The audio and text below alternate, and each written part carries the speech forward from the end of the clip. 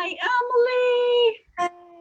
So good to see your beautiful face and hear It your is so soothing voice. it's refreshing to see your face and you're all sunburst and looking lovely and everything. It's true. We are spending lots of time by the pool. Very grateful. Can't wait for you We to come join me. yeah, and we will, and we will. So welcome everybody to our third installment or episode of Building Bridges, where every voice is valued. Yes. Yay! Thank you for Today joining. we're going to talk about perspectives, and that everybody has one. And we have a very special guest with us today. But we want you guys to know how real this is for us too. We're not just doing this, we obviously want to be a tool to help facilitate meaningful dialogue and discussions, but we also are friends. We are also sisters in Christ, and we don't ever want to move away from the motivation and the foundation of why we were able to do this. Emily's beautiful foundational script that she lives by. Share it with us, again, Micah 6:8. Micah 6:8. What does the Lord require of you? He's shown you, oh man, what the Lord requires of you to do justly, love mercy, and walk humbly with your God. And that shift for me went from being a lover of justice, which is a world of judgment. It shifted for me to becoming a lover of mercy when that scripture that I had known since I was a very little girl came to me when I was really struggling through really how to love my dad, honestly. And that was like blinking lights. I didn't call you to be a lover of justice. I called you to be a lover of mercy. And what does mercy look like? And that has transformed my life from that point on. So, We might have to come back to that and break that down in an entire episode, because when we look at or not look, when we listen for the sound of what the body of Christ is saying in America regarding social injustice on so many fronts, sometimes we have to ask ourselves, where is the mercy? yeah. Where is the love? Because there is a lot of judgment, but that's another episode, maybe. Yeah. I want to ask you, dear friend, how are you doing? I think in these times I have trained myself to respond, I am well, it is well with my soul. But I honestly am even having a hard time with that response Mm. because it feels like, there's we just watched Just Mercy with the girls. It's something I've watched multiple times, but we had the girls watch it with us this morning. And one of the things that always stands out to me when I watch that with Brian Stevenson is saying the opposite of justice is hopelessness. Mm. And hope is what gives us a voice when everyone tells us to shut up. Hope is what tells us to stand up when everyone tells us to sit down. And, the concept of hope. So let me say, I am hopeful. Hmm. I am just adamantly hopeful. And how are you, my friend? I feel the way you do. Often, we have to be in a place where we're being deliberate, we're being intentional, we're being purposeful, but that doesn't mean that it is not taking a toll on us emotionally, mentally, spiritually. It can be draining. And, I don't say this tongue in cheek like, but this is the life I live in this skin. And you just don't get to take a break from always being on. Hmm. And so I understand with you choosing to walk Hmm. with me and so many others, dare I say, you might be sharing some of our burden. Hmm. And that is really what may make people feel like I'll just stand on the outside, because it can be heavy. But boy, oh boy, I love scuba diving with you, Emily. Hmm. Thank you for helping me come down a little deeper and Hmm. trusting that I can go deeper in sharing my heart. And I'm glad for this. We've been getting a lot of feedback, and people have been using this as an instrument for many things, which is why today is so important. In our first episode, we talked about some of the amazing things that this person who birthed you into the earth, your mother, did in a geographic place and in a time frame. that the actions that she took as a teacher, taking her position of authority, were probably met with a lot of different responses. And she lived during a time where she saw things differently than they are now. And she's still so humble and beautiful and learning them today. So that is why don't you introduce this wonderful person that's going to join us today and speak from her perspective? Well, I'm so pleased to introduce my mom, Kay Brown. We know her as Marno. That's her grandmother name to all of us. And she is an inspiration to me. She is an activist at heart, and she's a lover of Jesus of all. So welcome, Mom. Thank you. Thank you for the invite. You're in San Francisco today. I know. I've never really been there. A little bit of heaven in the clouds in San Francisco as well.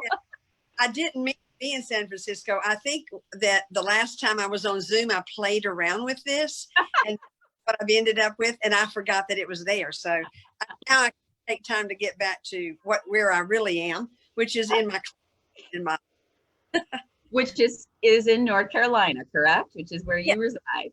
Right. I'm 20 miles north of Charlotte in Cornelius, North Carolina, here on Lake Norman. And have you always lived in North Carolina? Yes, ma'am. Born and raised.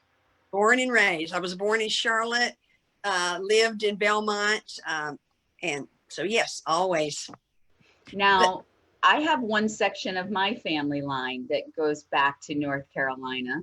And due to Ancestry.com and some interesting technology, I certainly can go back as far as probably one family of land and slave owners that our family history dates back to.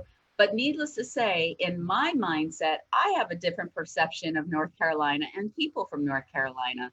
And Emily is one of the first people from North Carolina who blew that preconceived notion that I had about people from North Carolina. Well, I'm happy that happened, because it's a wonderful place here. You'll have to come visit, and you are always welcome. And so with that, the thing that I want to really allow you to share, since you were born and raised in North Carolina, is tell our audience about what it was like growing up in North Carolina for you, and is it related to Black people, or even as you shared with me at that time period, it was socially acceptable to call Black people colored people. And then you're growing up, and then you're becoming an educator. And then the very interesting thing that you decided to do in your classroom every February. Can you share with us? Okay, so I will start with my childhood, actually, in Belmont, where my mom had been widowed at age 25, and my dad was killed in an automobile accident. And so she raised my brother and myself, and she had always wanted to be a teacher since she was a little girl. And but that dream was put on hold when she met my dad. And so fast forward to her then going to work after he died, and she went to work in the school cafeteria because that was the closest she could get to teaching. And she became friends with some of the ladies who worked there. And again, it would have been unmentionable to have said Black people. It was colored people. They even referred to themselves as colored people. Okay. So anyway, so I met probably my first colored people through the ladies that my mom worked with. Then when I was in the 8th grade, my mom went off to college, but she went to college and graduated with honors 4 years later, and finally became a teacher. So the only, like I say, the only experience we had with anyone from another race was just with my mom working.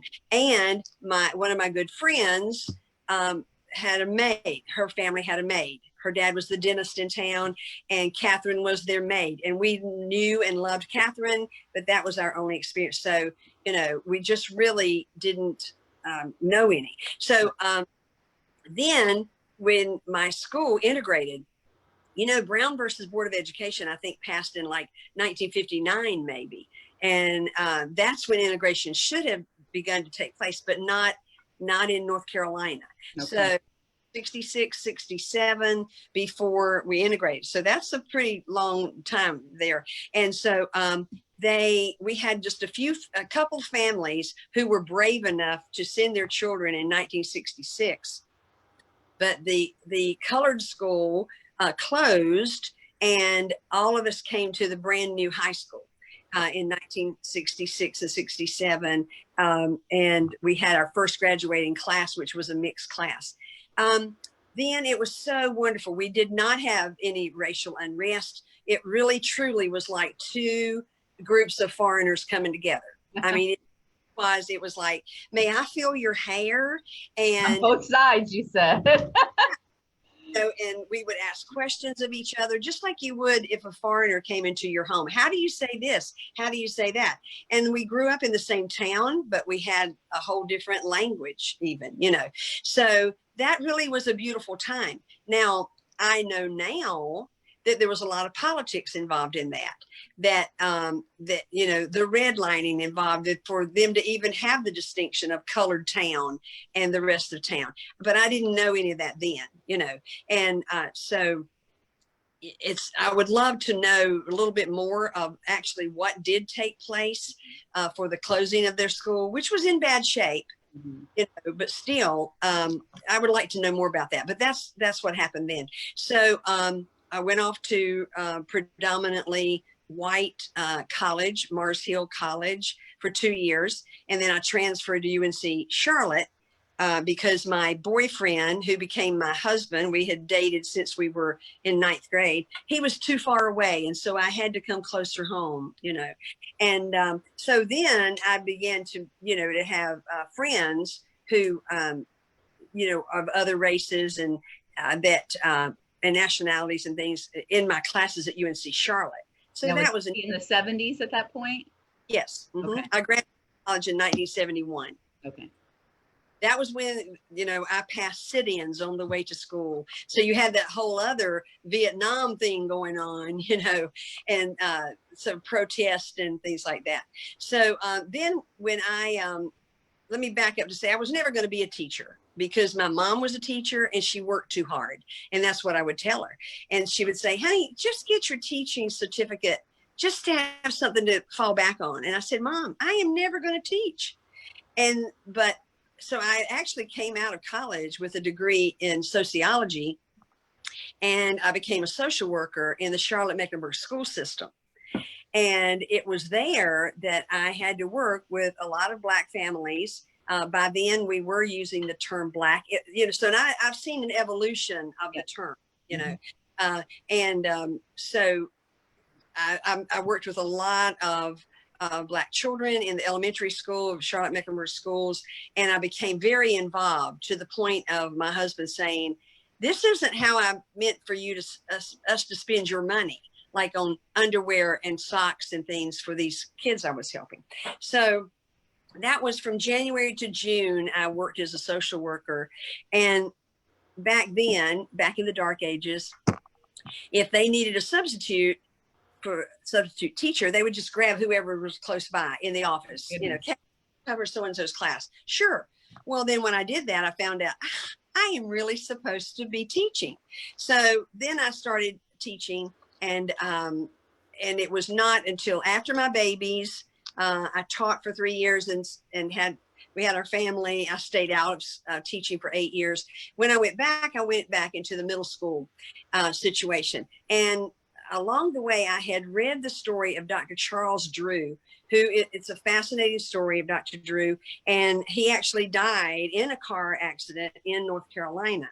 And the story that I had read and thought was true for all these years up until just a few months ago was that here's truth, that he was instrumental in getting the blood bank established for the American Red Cross. It also is true that he ended up resigning from the American Red Cross because during World War II, they wanted him to separate the blood of the African Americans and the Caucasians. And he spoke different seminars trying to say this is not necessary. There is no difference. Imagine. Difference is blood type, not racial. And anyway, he ended up resigning from that, but he was on his way to, he was going to be speaking at Tuskegee Institute. He and I think it was 3 others, but anyway, they had a wreck. He went to sleep, they think, and he died there in North Carolina. The story that I had always heard was he actually died in the ditch because he was couldn't be admitted to the white hospital in Alamance County.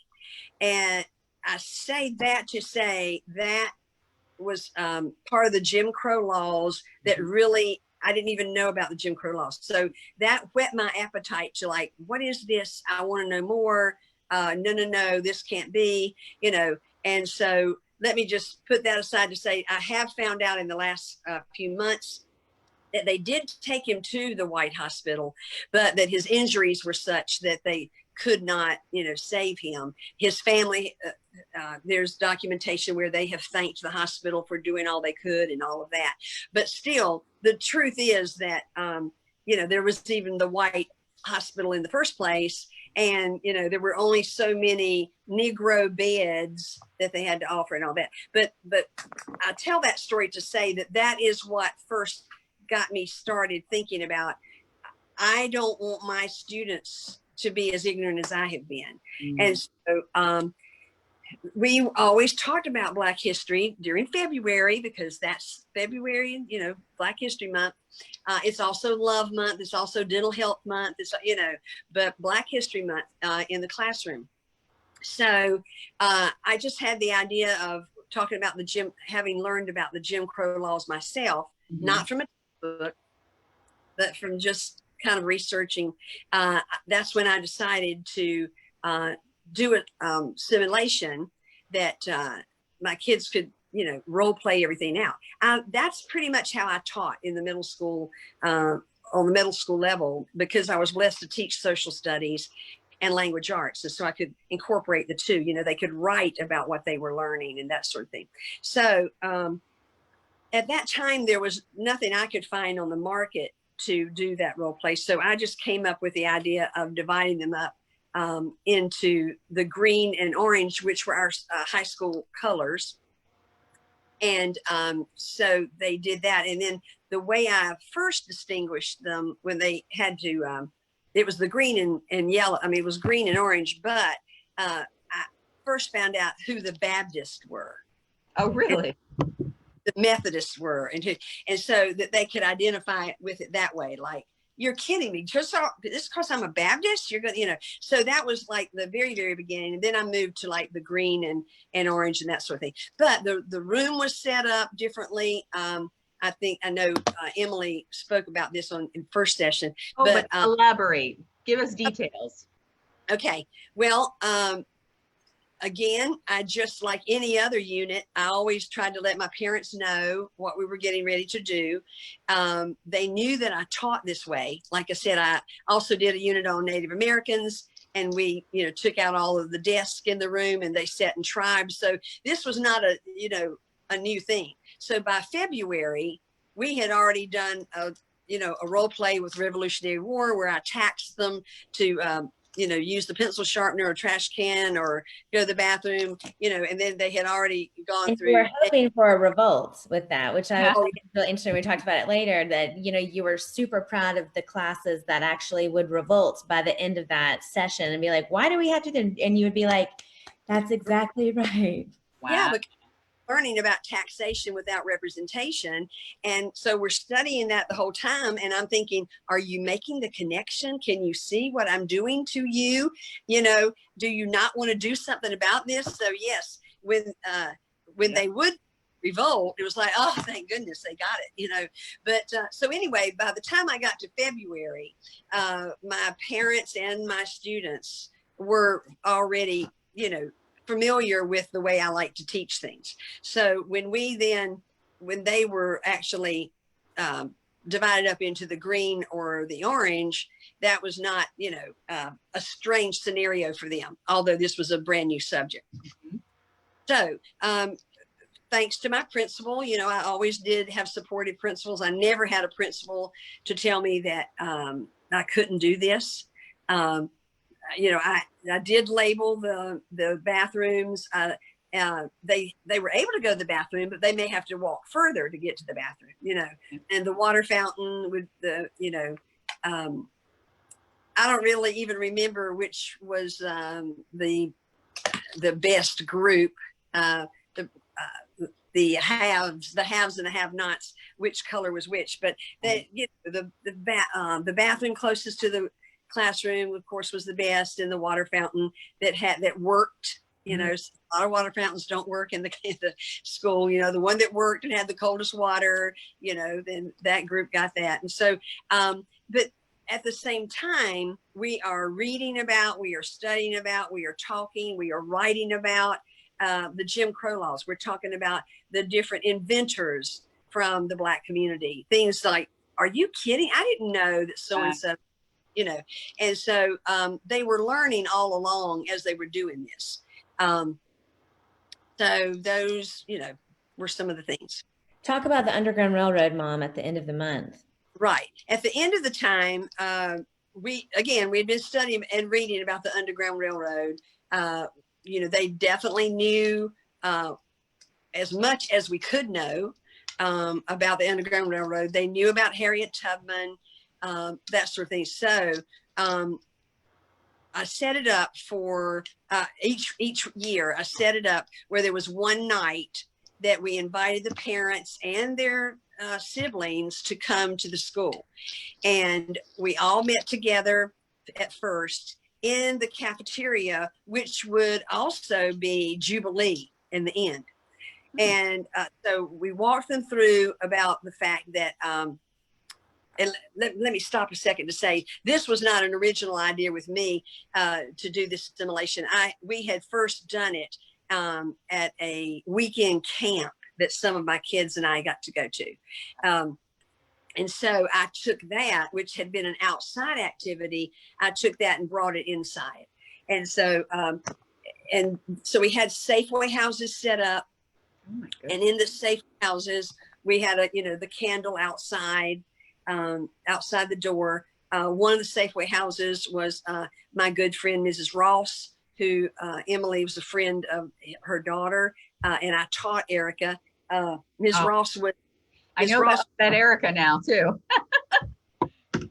Well, Ms. Ross came every year and she recited poetry, and she would dress up and she would be in one of the Safeway houses. So when they would go in that Safeway house, they would get to hear her presentation. Another Safeway house was one, just a tiny little bathroom, a faculty bathroom, which was where their group would all pile in.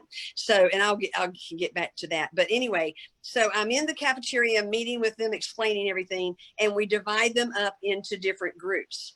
And then we have some who are going to be the bounty hunters for the night, and we have some who are going to be the conductors for the night.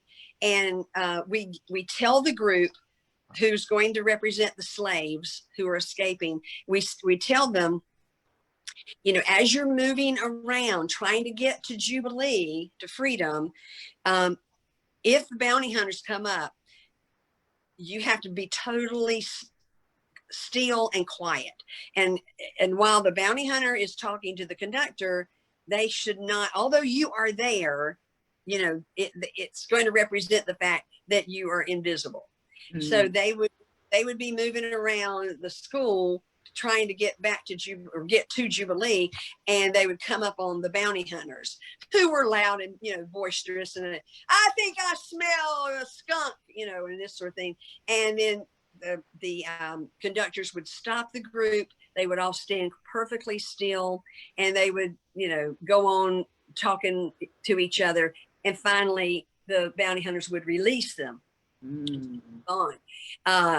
And again, along the way, if they saw the light, then that meant there was a Safeway house, and a friend of a friend would be the greeting that they would give. And the bounty hunter would give to the Safeway housekeeper, and they would come in and get a little rest, really. which indicated arrest for the slaves. For my kids, it meant a little more education, like I say, with Ms. Ross doing the poetry. Another one would be they did an activity, and then one towards the end was they were almost to Jubilee, and they get to a Safeway house, and it's that tiny little bathroom. Well, this was where I was able to bring out the fact that sometimes the bounty hunters gave up their people for the money. So gave up the slaves for money. So the bounty hunters the conductors, that the conductors oftentimes, sometimes would give up their people. So here's the, if you can visualize this tiny little bathroom where, 12 to 14 people are stuffed in there. And the bounty hunters start pounding on the door. Is somebody in there?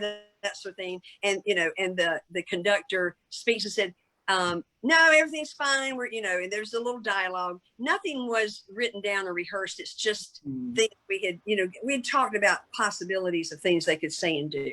So they're given just a little hint that maybe this conductor is getting ready to rat us out, and so that in every case, when we talk about this later, they'll say, I really thought that they were going to give us up, at that last Safeway house. So, but finally, because, the conductor would say something like, wait a minute, how much would you, if I did come across some slaves now, how much would you pay for them?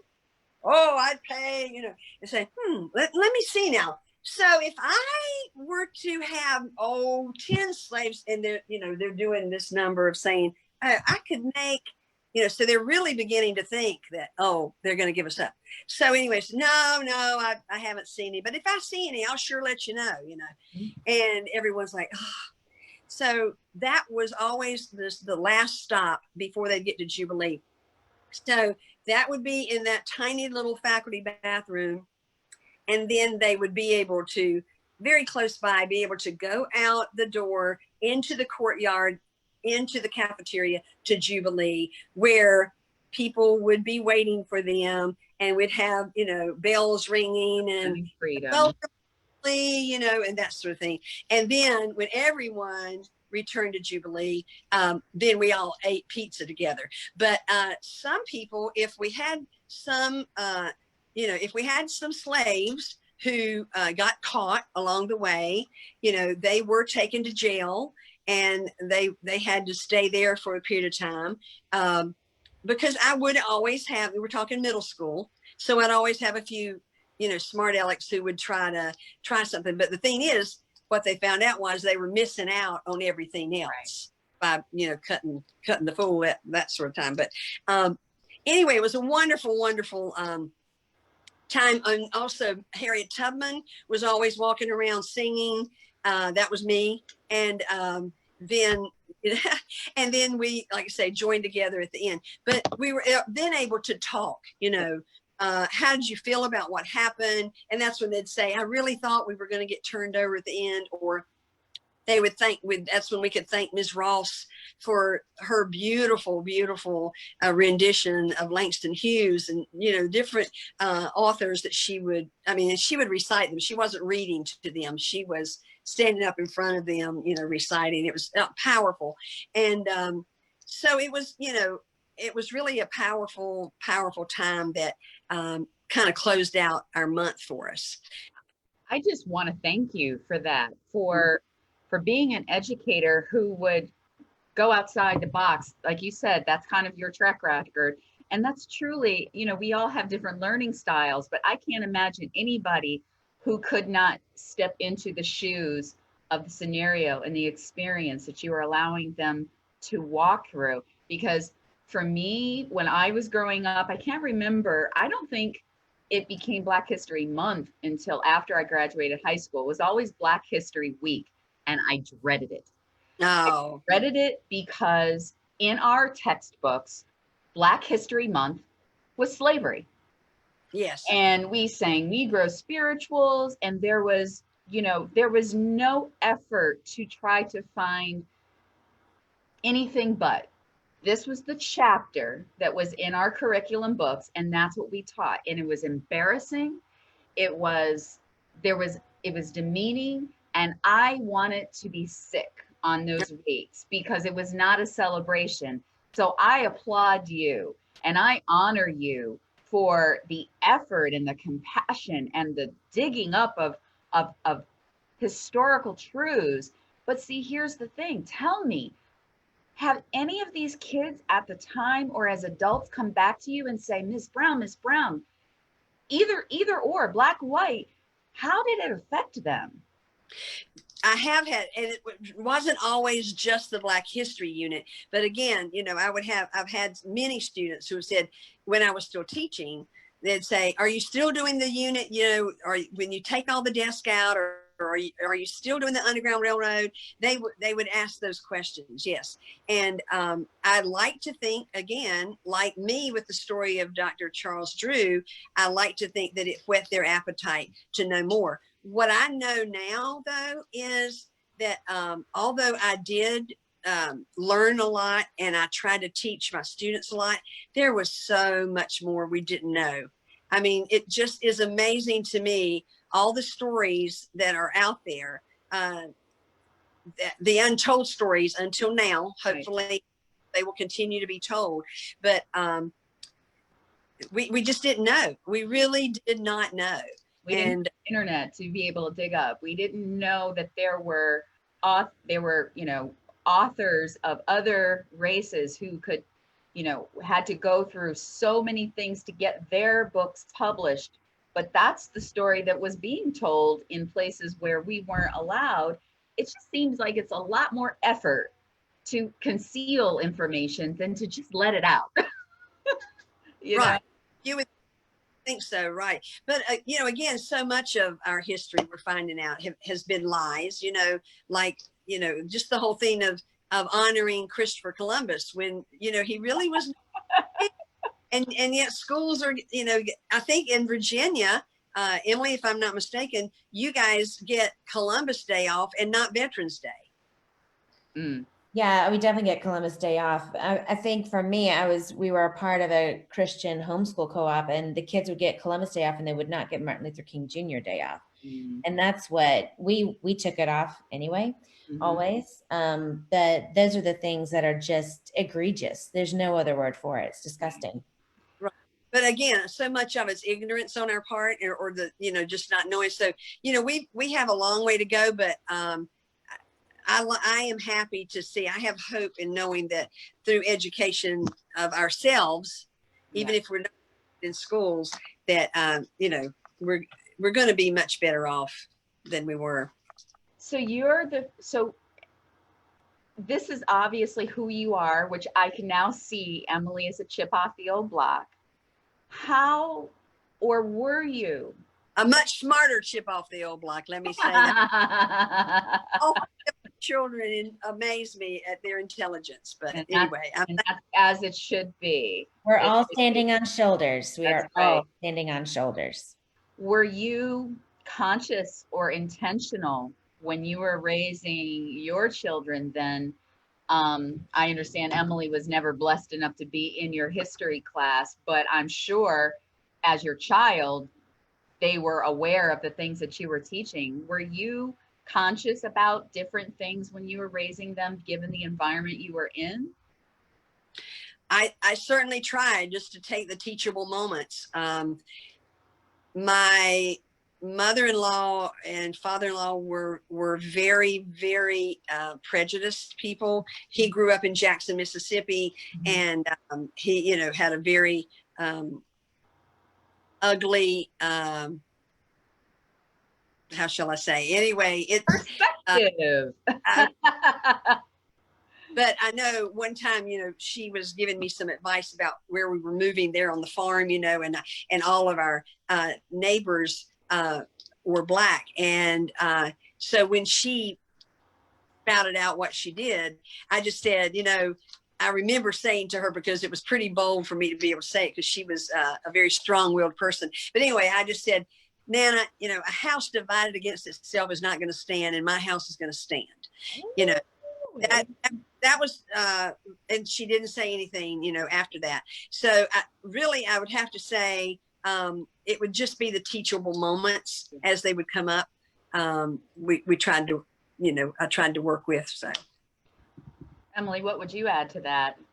Well, we did also would go to the Underground Railroad because that was something that happened right. at school hours. And so those were just hugely impactful moments for me. And yeah, I mean, like I told you, think the thing that was so shocking for me is going to Boston, and that was the first time I ever heard someone speak in such a derogatory way about Black people.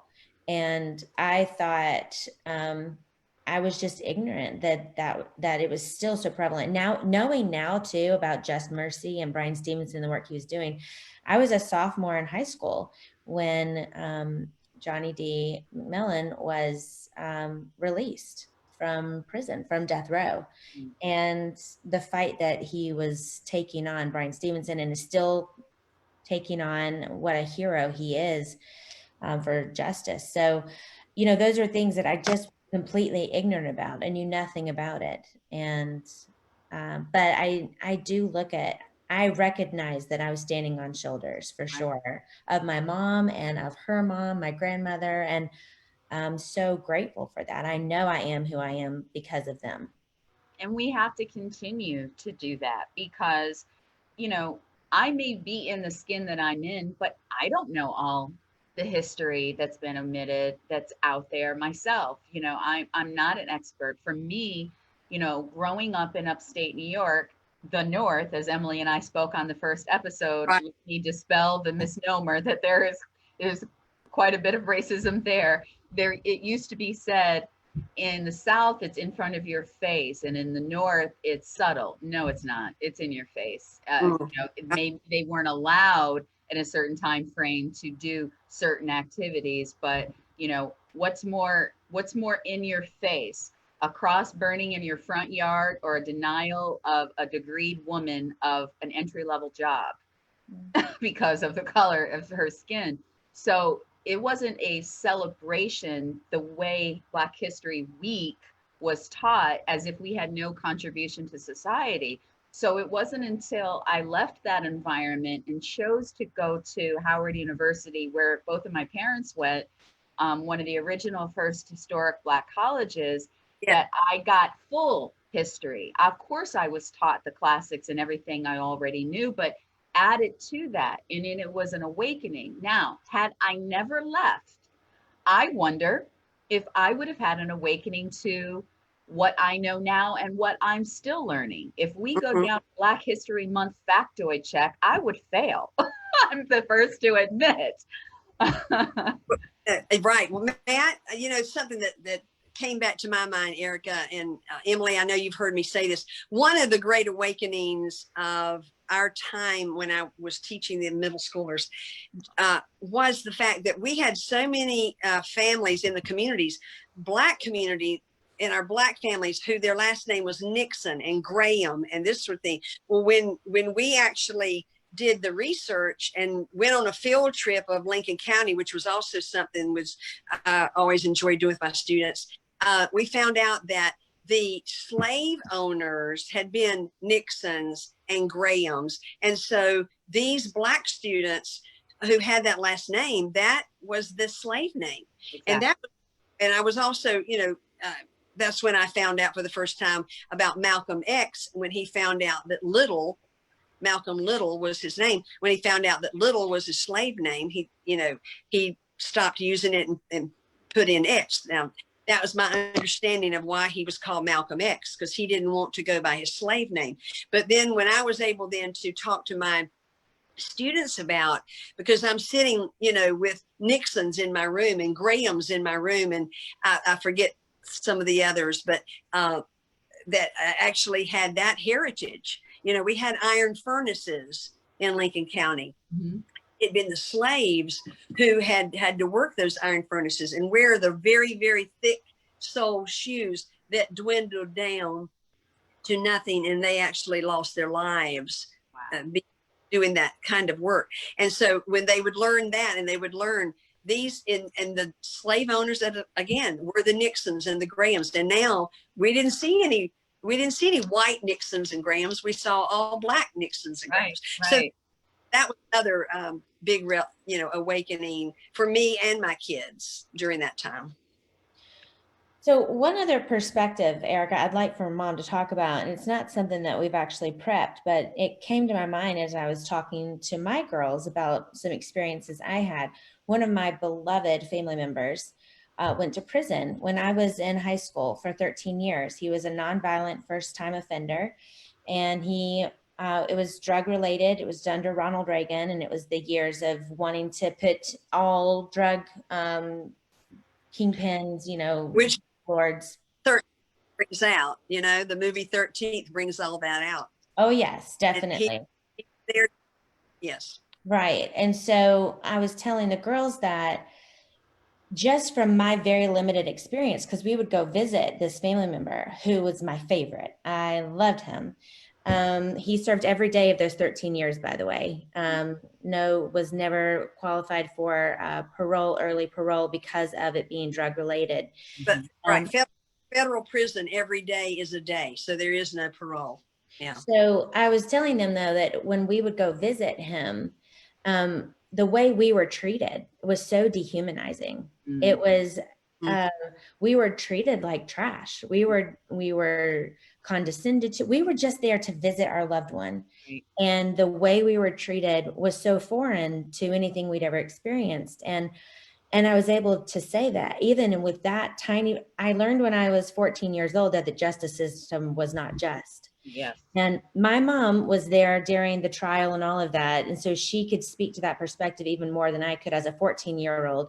But that was a huge shift in perspective for me that changed my view of the justice system in a profound way, that there's a problem there. And the dehumanizing, and even just reminding, I was telling my husband, he didn't know this, that every time this beloved family member would come, we would come to see him and he would happily come see us. He had to be strip searched every time before and after. And, it was always we always felt torn about that because it was like, is it worth it? And he always felt like it was worth it just to be able to be with people that loved him. Mm-hmm. He was willing to put himself through that. And Mom, maybe you can correct me if it wasn't every time, but I know he ended up in some violent facilities that he wasn't intended to be in. And my grandmother never stopped fighting for a retrial for him. And yet, it was a crime he did not commit. They had no evidence. It was plea bargaining that put him in prison. So anyway, I thought that was an interesting perspective too, because that's a big part of shaping. Right. Well, we did learn that our prison system is the greatest bureaucracy in America. We learned that because we thoroughly believed, as the first time offender, nonviolent, the truth will come out, but sitting in court and listening to the testimony and thinking, oh, okay, well, this is really going to be important. This is crucial where this will take, and then it didn't happen. So when I saw Just Mercy and I watched 13th and all, I thought so much about his situation. And he always said that they even would say, you're not human. They would say that to him.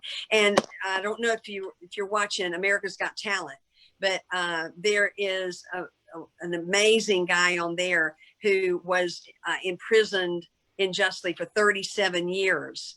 And the DNA has now proved that he was innocent. But he said, the woman in town was raped and murdered. I forget the situation. And said they needed someone to arrest. And he said, although there was proof by 3 people that I was somewhere else, they arrested him in 37 years. Now he's, on America's Got Talent, and he's singing beautifully and that thing. But there's just way too many of those stories. And it does happen with the whites and blacks.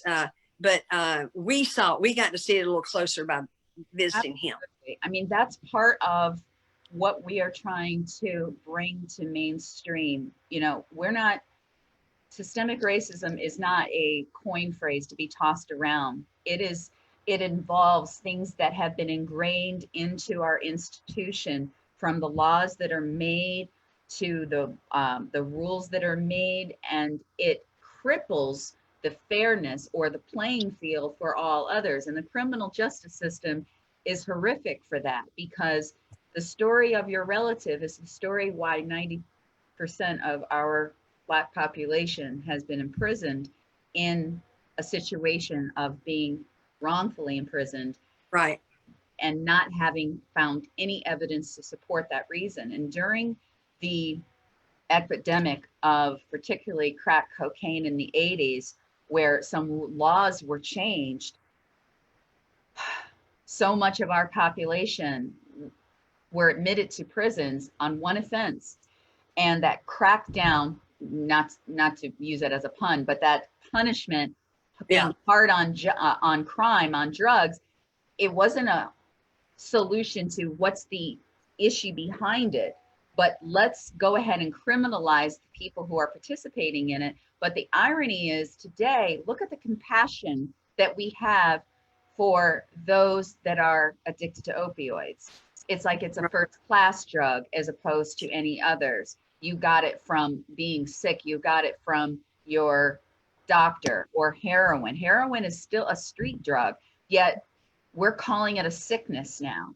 And we're trying to treat the victims of it with humanity instead of just locking them up. There was no humanity like that when it came to the crack and heroin. So you will find those first time offenders, and they're not all in prison because of drugs.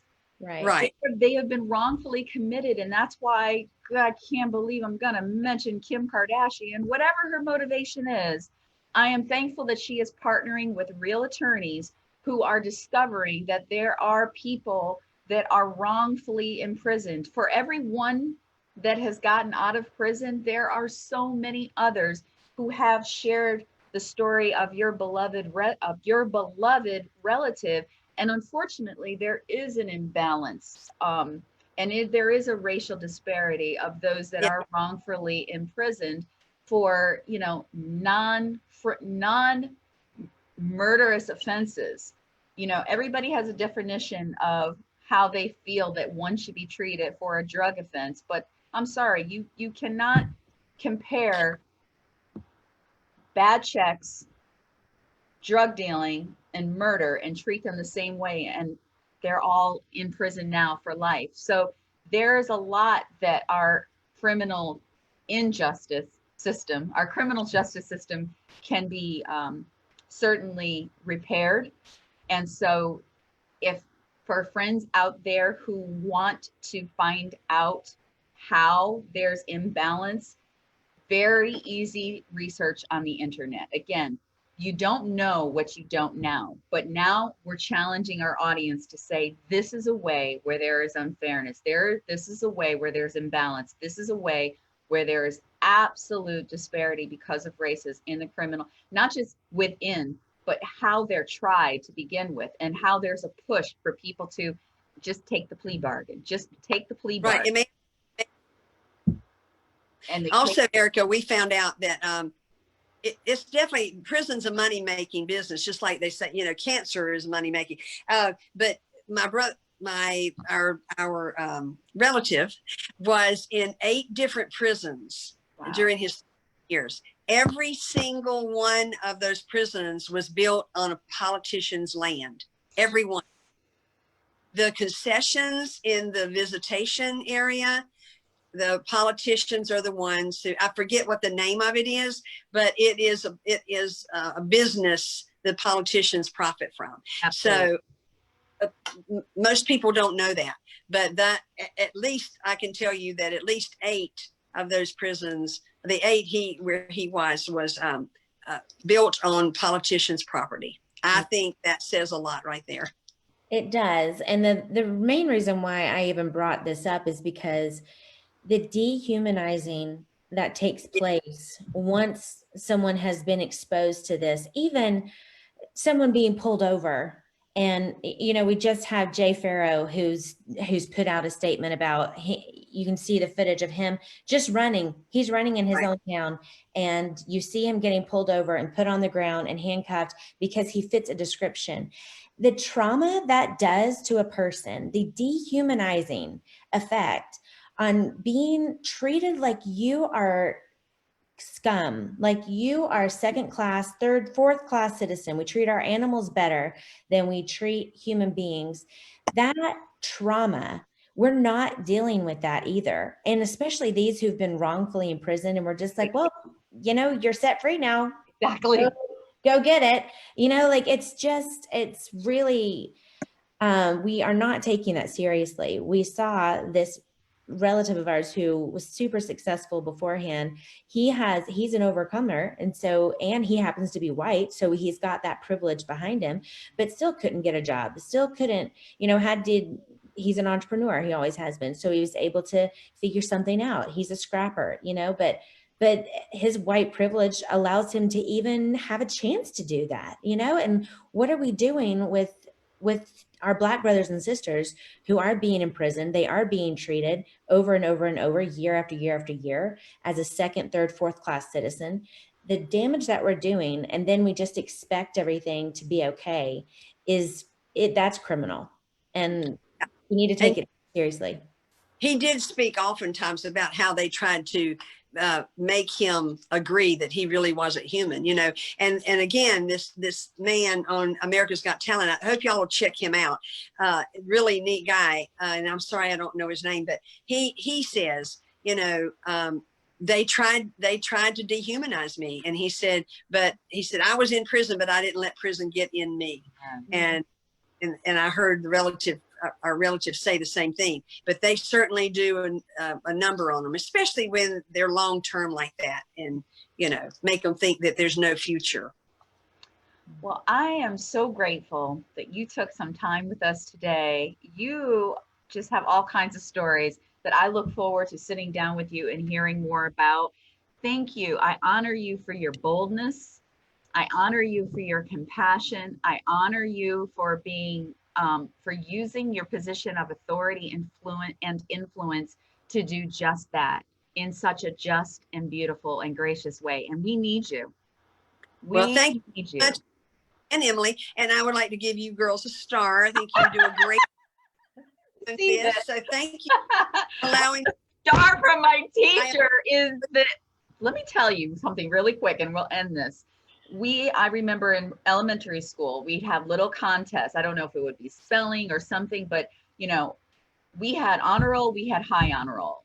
And honor roll was basically B+ to probably A-, and honor roll was A and beyond. And I was always in that in between of honor and high honor. So I would be right there with the contest with all my friends. And I remember in second grade, there was some contest. Again, I don't know if it was math or spelling, but I ate up books. And so it was about reading, and we would get a star. Yeah. And I would count every week, and I was denied some stars. And I brought it up, and my teacher gave me pushback, and she gave me a form of discipline. And I had to tell my mother, who had to come and have a conversation, because I was denied my stars. It wasn't about the stars. It was denying the fact that I earned the stars. So, Mom Kay, give me that star again, please. I will. There you go, sister. Right there. Receive it. I receive it. Oh, thank you. Thank you. Thank you. We're going to say goodbye right now. And thank you for joining us today, everybody, on this glorious Sunday. We thank you for hanging out with us. Let this be a tool that you can share with your family and your friends, and just have grace with one another, because the only reason we're able to do this and to truly be genuinely and loving about it is because the Christ in me sees the Christ in you, and the ground we walk together is holy ground. Holy ground. Amen. Guys, we're going to see you next week on a special pre-Father's Day. We're going to do it Saturday morning, and we've got some special guests, so look out for it. Thank you. I love you both. Love you.